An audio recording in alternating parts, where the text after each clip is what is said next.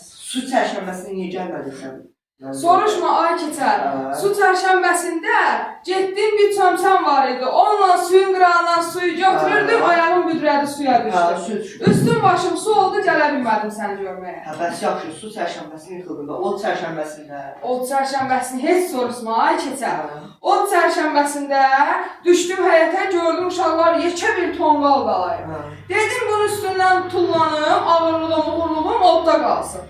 Bunun üstündən tullanırdım, sözü demək, yaddan çıxıb düşdüm odun içinə, yandım gələnmədim. Bəs yer çərşənbəsində? Yer çərşənbəsində biabır oldum, ay keçər, biabır oldum. Çıxmışdım, yenə sizə gəlirdim. Dedim, gedim keçəri görüm, xətri xoş olsun.